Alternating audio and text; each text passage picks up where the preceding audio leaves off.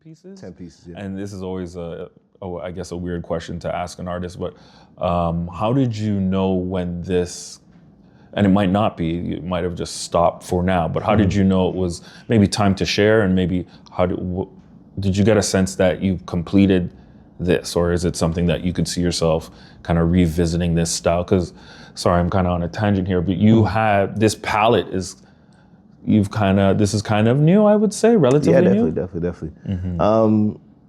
So every couple of years, I'll revisit whether it's an old piece, and sort of look through it and see if there's a different way that I can tell this story, or if there's something else that stands out to me. So with this particular exhibition, I wanted to. I went through a few different phases while I was working through sort of abstract expressionist work, sort of very loose. And then sort of connecting through minimalism, but then also my sort of traditional style of abstract portraiture. I wanted to sort of connect, in a way, those three particular styles, and see what I can create out of that, and see where that went. And originally I sort of started. When I started with this piece, this is sort of the first one out of the series. Originally, I wanted it to be blackface. I wanted it to be sort of very gestural, abstract in nature. But I felt that in order to get the message that I wanted to get across with this particular exhibition, that there needed to be a way that I can capture the emotion. And I felt that through facial expression, that would be the most beneficial way. So I just started playing around with some geometrical lines and shapes until I created something that sort of spoke to that. And then from there, I guess my process has been the same, in the sense of, like, I create something, it's dope, and then I've spent the next year trying to chase it. Chasing the dragon. Chasing the dragon, right? So, I created from that, and then I said, okay, well, let's see where this goes.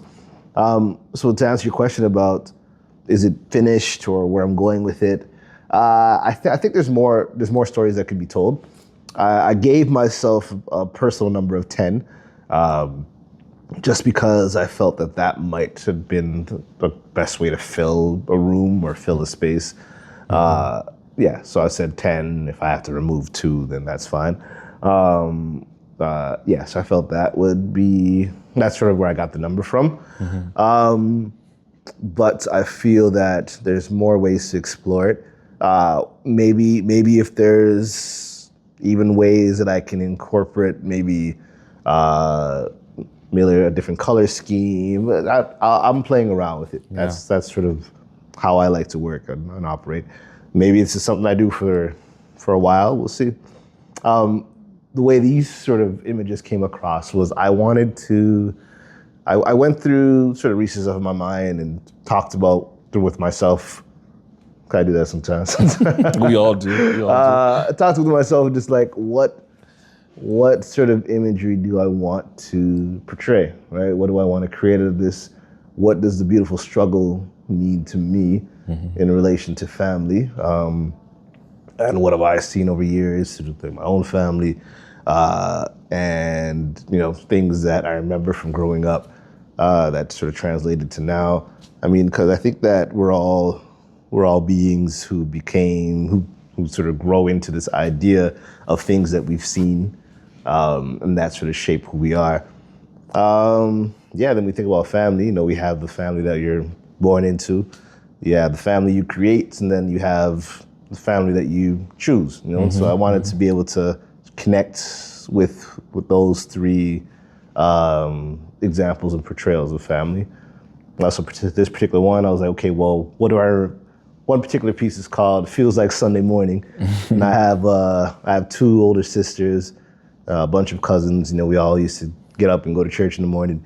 But the struggle to get there was this piece is a little comical in the sense of just like naturally you remember you know, somebody braiding a little girl's hair, and the horror that comes from going through that process. But then at the end of it, it's just like, okay, wow, now my hair is fantastic. It's beautiful, right? So I see my daughter doing the same thing, and my Ali's mom would mention, oh yeah, she's giving me hell to do her hair, and then you know, then right after that, it's like, oh, fantastic! It's all, you know, it's laid back, it's got the beads, it's ready to go. So that's sort of I wanted to capture a little bit of humor out of it, allow for people to connect with it in that way.